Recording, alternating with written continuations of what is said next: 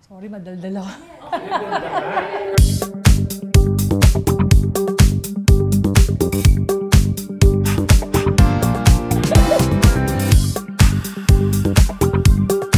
Hello, everyone.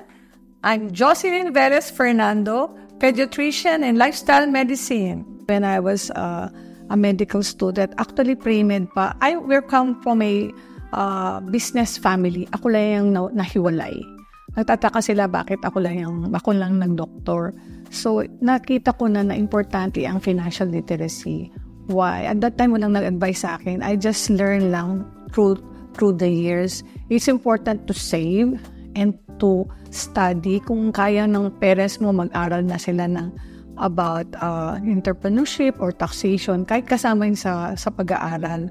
And you ask help. Uso na ngayon, swerte nga yung mga bata ngayon. Bakit? May YouTube. Kasi you can learn from there. And importante yung magtanong, si Mr. magtanong. And actually, after 10 years of being a pediatrician, nag-aral ako ng MBA and MHM, yung Master in Hospital Administration. Nakita ko yung side ng hospital management. So, importante yun. And you're not just a clinician, you're also administrator. Hindi lang yun. Kahit anong business, pwede mo magagamit mo yun eh. And you know, kasi sa totoo lang, maraming nalulokong doctors. No, kasi mababait tayo eh. Tayong mga doctors, maraming naluloko, nalulungkot lang na scam sila na unang nahahak. So, importante kung makialam, magtanong, mag-aral, and you ask help. So, wala naman, it's not too late to learn. And you mag-aral po about how investing. Importante mag-invest. Actually, pag medical student ka na, mag-invest ka na. Kung alam kung merong mga hospitals na ginagawa or anything, mag-invest ka na. Kasi ipunin mo naman yun eh. Mag-iipon ka lang naman. Mas magandang nag-invest ka na sa isang business venture kaysa sa bangko. Kasi konti lang ang interest. Alam mo na. Yung compounding interest. So, importante yun. And at the same time, huwag ka munang pwede ka mag-utang. There's a good debt at saka bad debt. Ang bad debt is hindi ka nagbabayad ng utang. Ang good debt, babayaran mo on time. So, you ask help. Huwag ka manghiram sa parents. Yun ang ginawa ko eh. So, it's important. And as sa mga kaibigan, marami pong mga nagtuturo po. Isa na ako doon sa mga nagtuturo.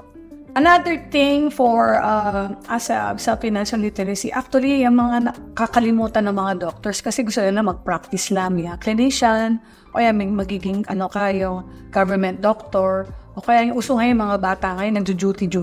Malaki yung sweldo nila pag nagdo-duty sila sa mga ER, sa mga renal dialysis center. Ang importante ang research, but you have to learn. So, totoo yan. Kasi sa mga ibang hospitals, we encourage our physicians, our doctors to do research. Kasi, actually, there's money involved and you learn from it and you can help pa. So, at the same time, pwede kang maging clinicians, pwede kang administrator, pwede kang sa government, pwede ka rin educator and researcher.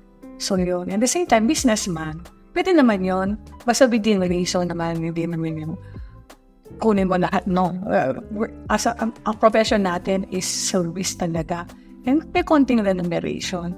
So, if you want to know more, ask. And marami po mga investments na ongoing ngayon and you ask help.